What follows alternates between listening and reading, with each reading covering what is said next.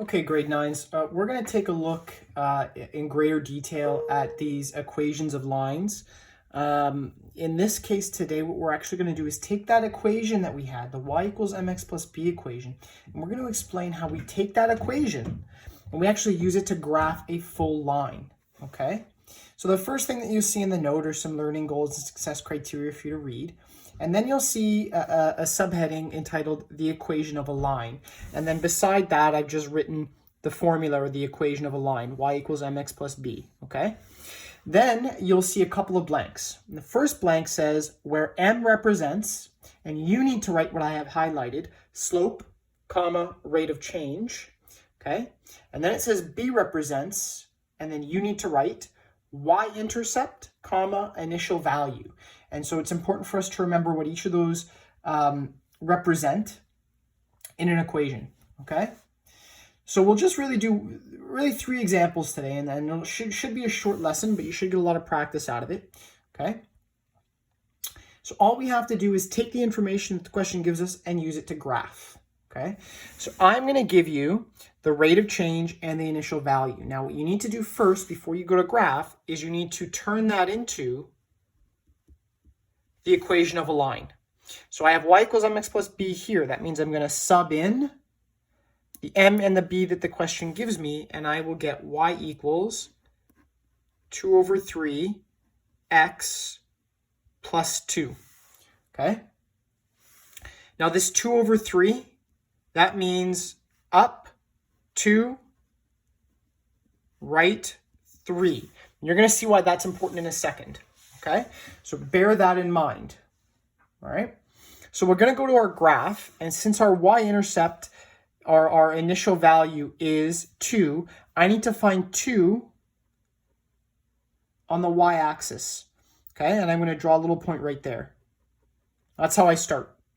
Okay, take the 2 here, that's my initial value, and I write that on the y-axis, or I mark it on the y-axis. Then I look at my slope, and my slope is 2 over 3. That means up 2, right 3. And what I'm going to do is I'm going to count up 2 over 3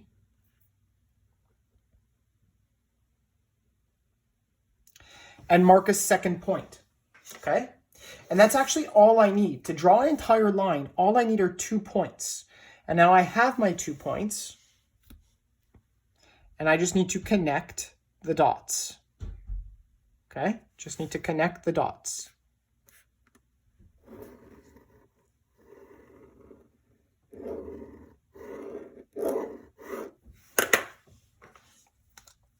And this line is my solution. Okay, that line is my solution.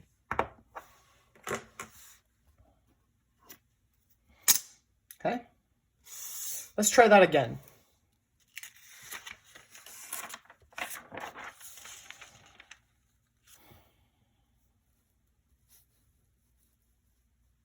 So now I have m equals negative 4 over 5, and I've got b equals negative 5, okay? So I'll write down the skeletal equation, y equals mx plus b, and I'll plug in my m and my b. So I should get y equals negative 4 over 5x. Oops, should be minus 5. So I marked that wrong. It should be negative 5. Y equals negative 4 over 5x minus 5. Now, what does that negative 4 over 5 mean? That means we're going to go 4 down, 5 right. Okay? Where do we start on our graph? It says we start at negative 5. That's my y-intercept. So I go on my y-axis and I find negative 5, and I mark my point there. Okay? And then it says I have to go down 4, right 5. So I go down 4 to the right 5, and I mark my second point. And how many points do I need to draw the line? I only need 2. So I have my 2 points. I take my ruler.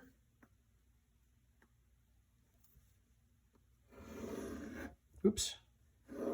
And I connect the dots. Ignore that little bit up there. Okay? And I form my line. And now for my last example, just cross out on the note what I have written, and we're going to use these numbers. Okay, that's why I highlighted them, so that you can scratch out what I have written for C, and you can write my own numbers here, which is M equals -3 and B equals -4. Okay? So I need to plug these values into y equals mx plus b. Okay? So I get y equals -3x minus 4. Now, my m is -3. That means I'm going to write it here as -3/1 as a hint to you. Because what you're seeing here is a whole number. Now, if we follow our pattern, in the last question, my slope was -4/5. So I went down 4/5. Here, I've only got one number. So I'm down 3 and then over how many? Well, when I see a whole number, it means I'm going to go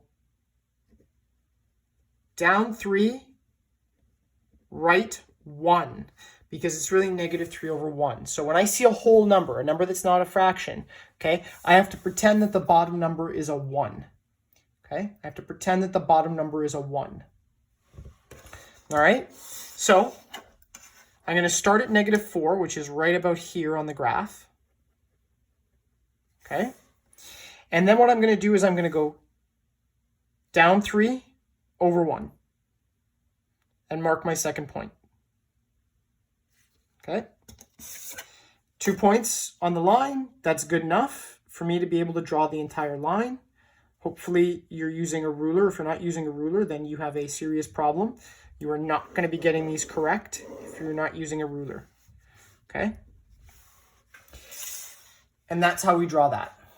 That's our final answer there. And what I have after this are a series of practice questions. So on page 2 and page 3, there's some practice for you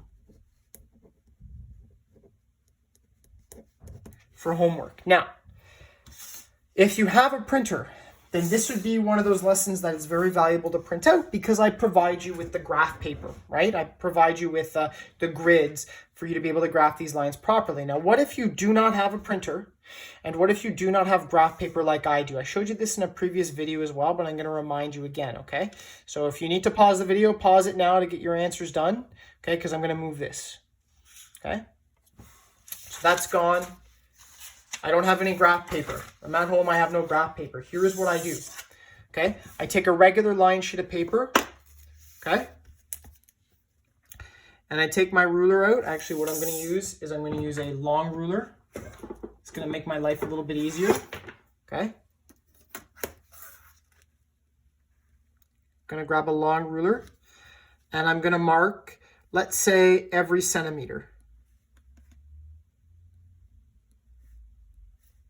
All the way across.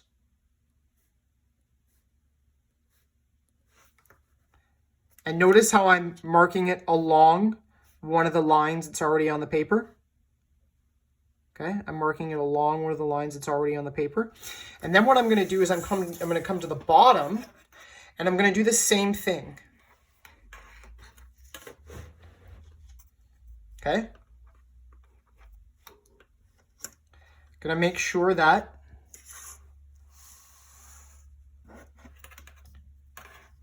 along the bottom here, I put 0 on the margin. I'm running along the blue line, and I'm marking every centimeter.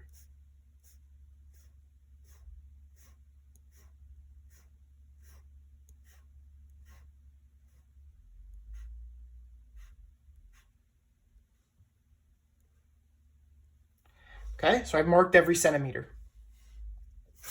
Now what I do is take my long ruler. This is why it's helpful to have a full-length ruler instead of those tiny rulers that come in the kits. And I connect the top points with the bottom points.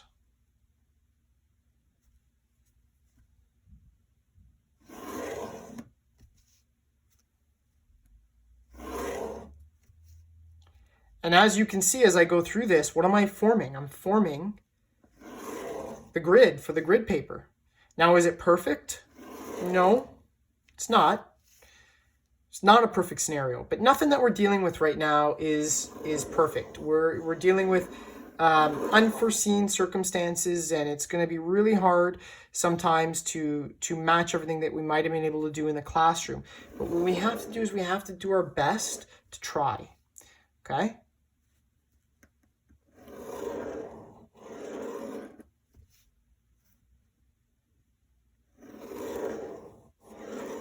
Okay, so I'm not going to continue. You get the idea. Look what I formed here now.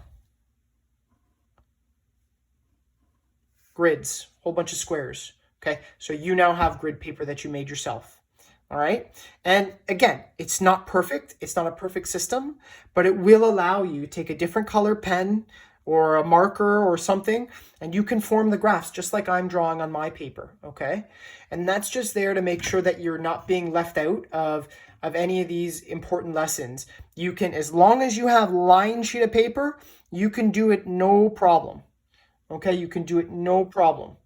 All right, we're just trying to do our best, particularly if we have an assignment for this unit, and part of that assignment is going to be, draw this graph.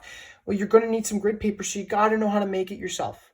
So this is just one way that, if you don't have the grid paper, you don't have a printer, you can't print stuff out, and I don't want you running to the store to buy grid paper, because if we can avoid going to the store, going to Staples or going to the dollar store, whatever, we should be avoiding going to those stores at this point in time. You can do it yourself. Okay, it doesn't work as well, but it works well enough for the situation that we're in. Okay, other than that, by the way, I didn't finish. You would go all the way, and then you'd have grid lines all the way across the paper, and you'd be able to do your graphs on it. Okay, so that's it for today. Please make sure you're staying healthy, staying safe, and that you keep studying. Okay, take care, guys. Bye-bye.